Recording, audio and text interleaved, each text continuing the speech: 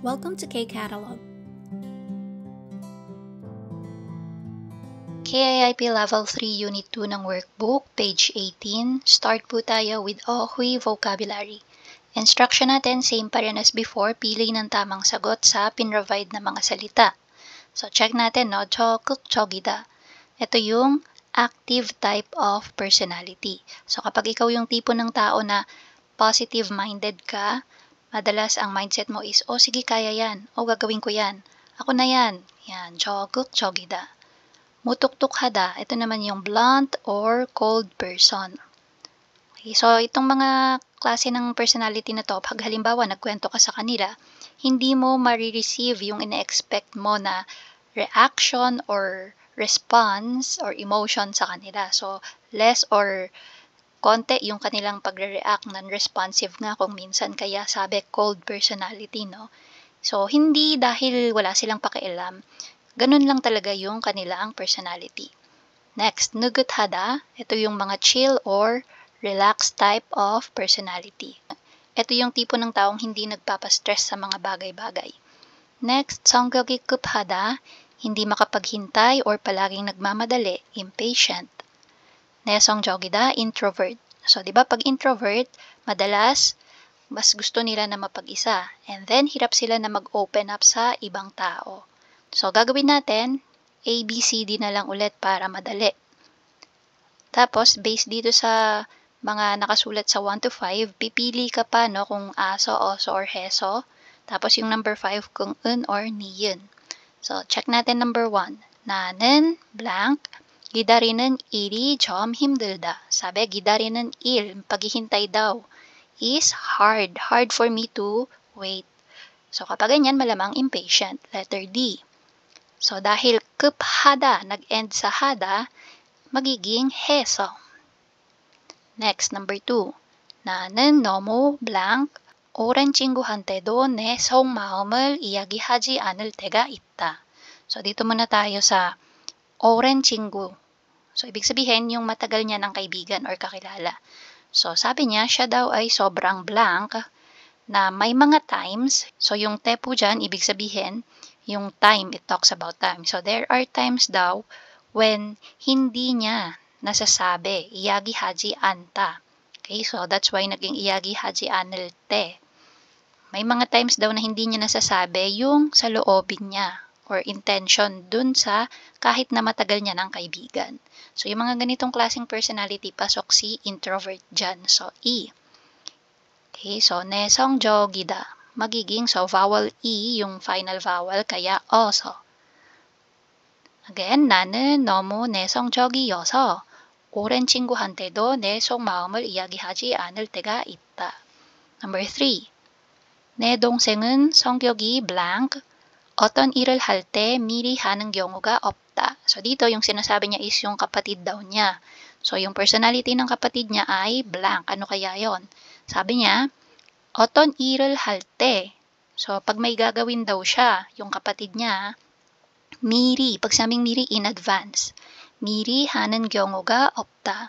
Ibig sabihin ng expression na to, walang ginagawang in advance yung kapatid niya. Kahit anong bagay man yung balak na gawin, walang ginagawa in advance. So, kapag ganun, chill or relax lang yung tao na yon, diba? Hindi siya nag-worry. Okay, so, nuguthada. Dahil nag-end siya with hada, 해서. Number 4. 내 친구는 말도 별로 없고 가끔 화난 사람처럼 보인다. So, dito, 말도 별로 없고, ibig sabihin yan, hindi talkative. So, hindi pala salita. And, sometimes, 가끔 화난 사람처럼 보인다. So, looks like galit na person. Okay? So, ibig sabihin, hindi pala salita or hindi pala kwento. Tapos, malamang yung, din, facial expression, no? Parang palagi daw galit. So, ito yung mga mutuktukhada na personality. So, mutuktukhada, letter B. Tapos, hada magiging 해서. Number 5. 나는 blank. So, yung natitira is 적극적이다. So, ito na yung sagot dyan. So, yung 적극적이다 magiging 적극적인. So, niyon. 나는 적극적인 성격이어서 누구 시키지 않을 일을 스스로 먼저 하는 편이다. Sabi niya dyan, siya daw yung active type of personality, kaya kahit wala daw mag-utos sa kanya, siya na yung gumagawa mag-isa niya. Okay, susuro, by myself. Monjo, first. So, nagkukusa na siya, kumbaga. So, yan po yung number 1. Punta tayo sa item number 2. Number 2 instruction, 다음 문장에 알맞은 것을 고르세요. So, pipili sa 1 or 2, no? So, alamin muna natin yung pagpipilian. 책임감, responsible. 고집, ito yung pagiging stubborn or matigas ang ulo, pagiging mapilit. Sabi sa number 1, 아르바이트생을 구하고 있는데 있는 사람이 왔으면 좋겠다. So, sabi niya, naghahanap daw siya ng mag-aarbite. Okay, or part-time sa kanya. Dito sa nagsasalita sa number 1. Tapos ang kondisyon niya, was으면 좋겠다. Yung dadating sana or mahanap na magtatrabaho is anong klaseng person daw. So malamang mas pipiliin mo yung responsible kaysa sa matigas ang ulo, 'di ba? So number 1. Number 2. Humor 감각. So ito is humorous. Joker or palabiro. 호기심, curious. 사비 niya, 그 사람은 이 있어서 다른 사람들에게 재밌는 말을 많이 한다. So, dito pa lang, may idea na tayo. 다른 사람들에게, sa ibang tao, 재미있는 말. So, ibig sabihin, mga nakakatawa or interesting na kwento. Okay? So, padalas daw na nagkukwento ng funny or interesting story sa ibang tao. So, malamang siya ay humorous person. Sabi niya, that person. Okay, number 1. Number 3. 우리 아이는, so dito, number 3, yung number 1. Okay, dito tayo sa number 3. Option number 1, 덜렁거리는, ibig sabihin po niyan is yung pagiging clumsy. Makakalimutin, clumsy. And then yung 보수적인 naman is conservative. Sabi sa number 3, 우리 아이는, yung anak ko, 성격 때문에, dahil daw sa personality na yon, kung alin man yung sagot dyan, 물건을 잘 잃어버린다. So ito, no? 잘 잃어버린다. Madalas daw na nawawala niya or nakakalimutan yung mga bagay. Okay, so malamang yung kanyang anak ay 덜렁거리는 성격. Ayan. So, clumsy or makakalimutin, aligaga. Ayan. Number 4. So, yung pagpipilian natin, 급해졌다, 활발해졌다. So, if manotice nyo, naka-ajida, ojida, hejida, na grammar, tas naging past tense lang. Ibig sabihin, may pagbabagong naganap. 급해졌다, from the word 급하다, quick. So, ibig sabihin, bumilis. Number 2, 활발해졌다. So, ano ba yung 활발하다? Diba yun yung pagiging jolly or cheerful ng isang personality? Pero dito, sabi, 분위기가. So, hindi pinag-uusapan yung personality. Ang pinag-uusapan is yung atmosphere.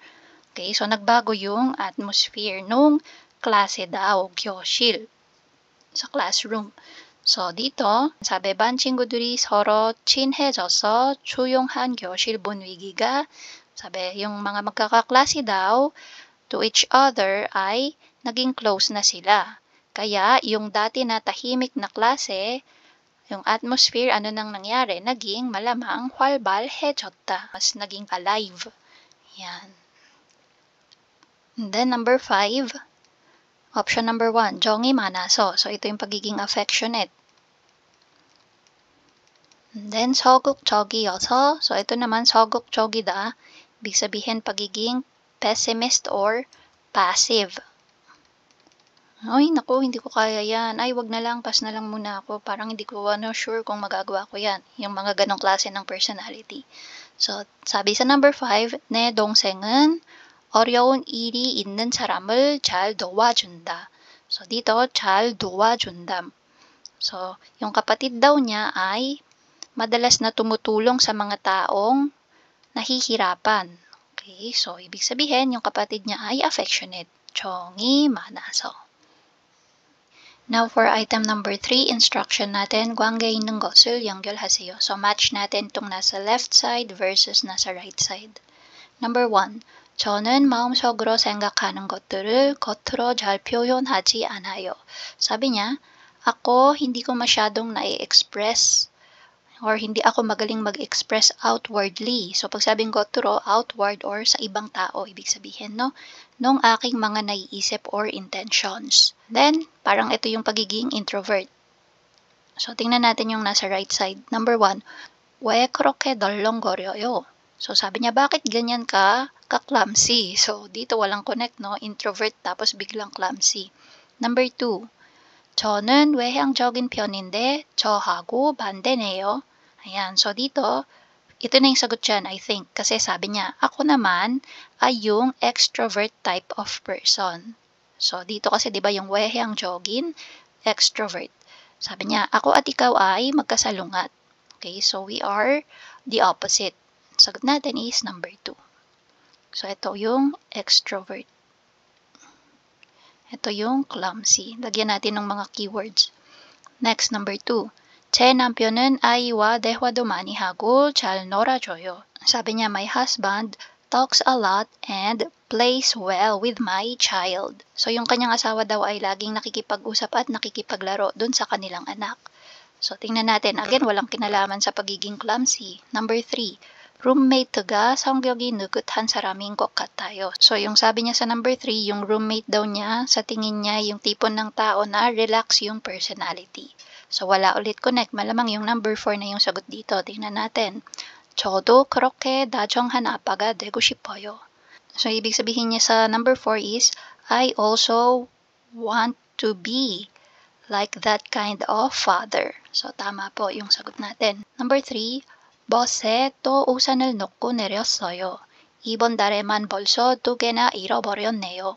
So, sabi niya, dun daw sa bus, nakalimutan niya na naman yung kanyang payong. Okay, tapos, itong month daw na to, 2 na agad yung payong na nakalimutan or nawala niya.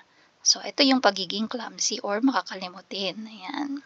So, yung number 4 na titira, malamang ito na yung sagot sa number 3 sa right side.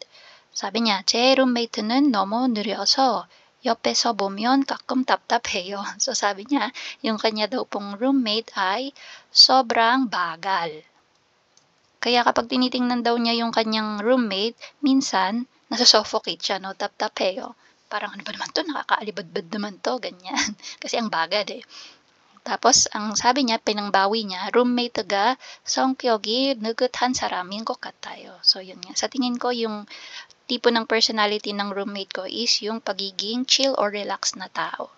So, yan po yung number 3. Punta tayo sa item number 4. For number 4, instruction, pipili ulit tayo ng tamang sagot dito sa mga words natin. 신중하다, again, ito po yung pagiging careful or cautious. 예민하다, sensitive.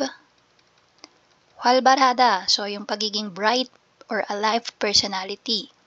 Ano pa? Sa Tagalog, maliksi, masiyahin, ayan. Cheerful, madami pong pwede, no? And then, 자상하다, pagiging kind, or pagiging maalalahanin. Ayan. So, tingnan natin yung number 1. 사비 니가 처음 왔을 때보다 이제 일이 많이 익숙해졌죠.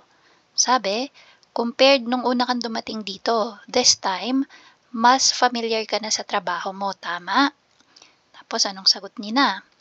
네, 제가 아무것도 모를 때 안젤라 씨가 블랑게 잘 가르쳐준 덕분이에요. So, dito, 덕분. Pag yung 덕분 ay nakita nyo, ginagamit yan usually in a positive way. More on pagpapasalamat dun sa tao na yon. Sabi niya, thanks to Angela daw. Kasi, nung siya daw ay wala pang alam, si Angela yung nagturo sa kanya in what manner. So, naalala niyo yung ge na grammar? So, yan. So, in kind manner. Ibig sabihin, si Angela, no? Mabait sa kanya and matyaga na nagturo sa kanya. So, 자상하다. A, B, C, D na lang ulit. So, D, 자상하게. Wala na yung da dito, no? Okay. So, number 2. 저는 blank, 은 or 니은 편이어서 빗소리에도 잠이 깨요. So, dito, 빗소리. Ano po ibig sabihin yan? Yung ulan, sound of rain. Sabi niya, siya daw po yung tipo ng taong, anong klaseng personality kaya yon, na kahit daw sa tunog ng ulan lang ay nagigising na siya. So kapag ganyan, malamang sensitive masyado, no? So 예민하다, magiging 예민한. Letter B. 사got ng kausap niya, 그래요. 저는 한 번 잠들면 아무 소리도 못 들어요. Sabi ng kausap niya, ganun ba? Ako kasi pag tulog na ako, wala na talaga ako naririnig. Yan. So, kumbaga, knockout na talaga si na. Number 3. 오늘 바람도 많이 불고 날씨가 정말 춥죠. Sabi niya, today's weather is windy and also cold, right? So, malamig tsaka mahangin ngayong araw, no? Sagot ni na, 네, 날씨가 이렇게 춥지만 아이들은 blank 잘 뛰어노네요. Ayan, so sabi niya, oo nga kahit na ganito yung weather na malamig, yung mga bata, yan, naglalaro daw maigi, no? 뛰어노네요. So, ibig sabihin, tumatakbo, naglalaro. Okay, so ano yung pinakasagot dyan? Malamang yung pagiging alive or bright ng mga personality ng mga batang to na naglalaro. 활발하다, magiging 활발하게. Tapos yung last, number 4, natitira natin, 신중하다. So, magiging 신중하게. 사비 니가, 저는 일을 할 때 생각을 많이 해서 시간이 오래 걸리는 편이에요. Sabi niya, ako pag nagtatrabaho ako, talagang pinag-iisipan ko. Kaya naman, it really takes time. O래 걸리는, ibig sabihin natatagalan siya pag siya ay nagtatrabaho kasi talagang pinag-iisipan niya mabuti. Sagot ni na, 항상 그렇게 신중하게 일을 하니까 실수가 없죠.